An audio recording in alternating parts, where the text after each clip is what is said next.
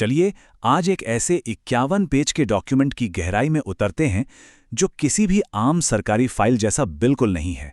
ये 8वें वेतन आयोग को सौंपा गया एक ऐसा ब्लूप्रिंट है जिसका असर सिर्फ सरकारी दफ्तरों तक रुकने वाला नहीं है।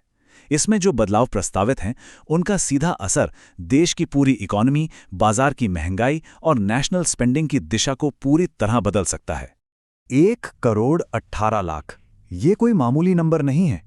ये हमारे देश के उन 49 लाख सेंट्रल गवर्नमेंट एम्प्लॉयज़ और 69 लाख पेंशनर्स को दर्शाता है जो इस वक्त बेसब्री से इंतजार कर रहे हैं कि आने वाले समय में उनकी सैलरी और भत्तों का फ्यूचर कैसा दिखने वाला है।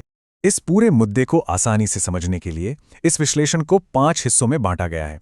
पहले 8वें वेतन आयोग की मांगें, फिर 3.833 का गणित, उसके बाद भत्ते, ओपीएस और एनपीएस की तीखी बहस और आखिर में इसका टाइमलाइन और इकोनॉमी पे असर।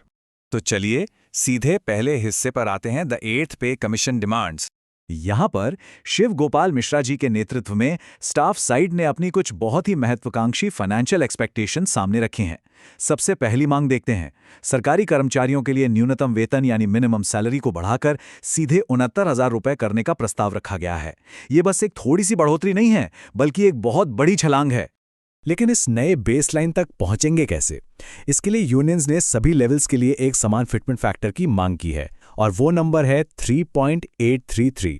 इस मल्टीप्लायर का इस्तेमाल मौजूदा बेस सैलरी को नए स्ट्रक्चर के हिसाब से बढ़ाने के लिए किया जाएगा।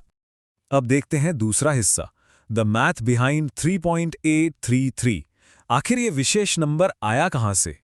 ये मैथ काफी दिलचस्प है। इसे हवा में नहीं बनाया गया है बल्कि प्रॉपर न्यूट्रिशन और सोशल डेटा के बेस पर निकाला गया है। पुराने ऑक्रोइड फॉर्मूला में मर्दों को 2470 कैलोरीज और औरतों को सिर्फ 1500 कैलोरीज की जरूरत तय की गई थी।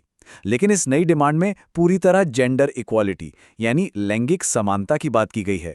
अब पुरुष और महिला दोनों को बराबर एक यूनिट माना गया है और सीधे आईसीएमआर के नए 3490 कैलोरीज वाले स्टैंडर्ड को टारगेट किया गया है।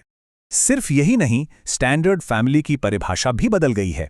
पहले परिवार में 3 लोग गिने जाते थे, पर अब इस गणित में परिवार 5 लोगों का माना गया है।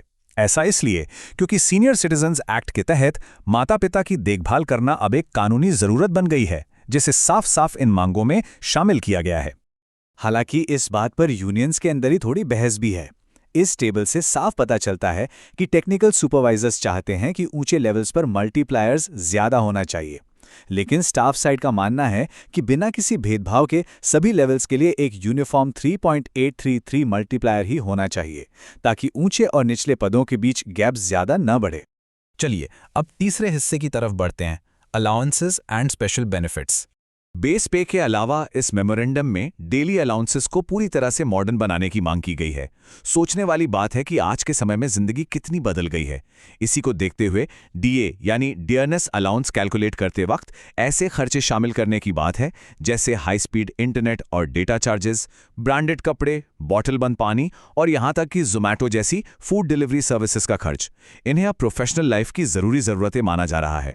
महिला कर्मचारियों के लिए भी बेहद जरूरी डिमांड्स हैं। पिछली बार जो चाइल्ड केयर लीव कटी थी उसे वापस से पूरा 2 साल बहाल करने की मजबूत मांग की गई है। साथ ही महिला कर्मचारियों के लिए हर महीने 2 दिन की स्पेशल कैजुअल लीव की मांग है, जो उनकी बायोलॉजिकल जरूरतों को मान्यता देने का एक बहुत ही जरूरी कदम है। एक और बेहद गंभीर पॉइंट पर आते हैं। जो लोग रेलवे जैसी जगहों पर और बहुत ही खतरनाक हालात में काम करते हैं, जहां हर साल कितनी ही जानलेवा हादसे होते हैं, उनके लिए ये डिमांड रखी गई है कि ऐसे खतरनाक हालात में ड्यूटी के दौरान जान गंवाने पर कम से कम 1 करोड़ रुपए का एक्स ग्रेशिया पेमेंट दिया जाए ताकि मुश्किल वक्त में परिवार को एक मजबूत आर्थिक सहारा मिल सके। खैर, अब आते हैं चौथे हिस्से पर, दी ओपीएस वर्सेस एनपीएस डिबेट। ये इस पूरे मेमोरेंडम का सबसे बड़ा और सबसे तीखा विवाद है।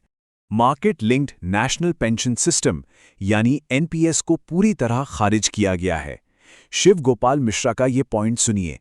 वो कहते हैं कि एनपीएस एक धोखा है। कहीं दूर एक मिसाइल लॉन्च होती है और यहां शेयर बाजार 100 पॉइंट गिर जाता है।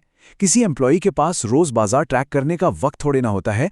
उनका सीधा तर्क है कि जीवन भर की कमाई को स्टॉक मार्केट के रिस्क पर छोड़ना बिल्कुल भी सही नहीं है। इस बहस के केंद्र में यही बात है कि एनपीएस मार्केट से जुड़ा है और इसमें स्टेबिलिटी की कमी है, जबकि ओल्ड पेंशन स्कीम यानी ओपीएस पूरी तरह से गारंटीड और सेफ थी, जिसमें ट्रेडिशनल बेनिफिट्स मिलते थे। सरकार चाहे किसी नई यूनिफाइड स्कीम की बात करे, लेकिन मुख्य मांग यही है कि उस पुरानी ओपीएस के गारंटीड बेनिफिट्स और फुल सेफ्टी को वापस लाया जाए। अब आते हैं इस विश्लेषण के आखिरी और 5वें हिस्से पर, टाइमलाइन और इकोनॉमी पर इसका असर। तो ये सब आखिर कब लागू होने की उम्मीद है? कमीशन इस वक्त पूरे देश के अलग अलग हिस्सों की वर्किंग कंडीशंस को करीब से समझने में लगा है। दिल्ली और देहरादून से लेकर पुणे की फैक्ट्रीज और लद्दाख के कठोर बर्फीले इलाकों तक का दौरा किया जा रहा है। इन सब के बाद जिस तारीख को टारगेट करके इस ब्लूप्रिंट को लागू करने की उम्मीद है, वो है 1 जनवरी 2026। इसका आर्थिक असर क्या होगा? जो लोग इसका समर्थन कर रहे हैं उनका एक सीधा सा इकोनॉमिक तर्क है।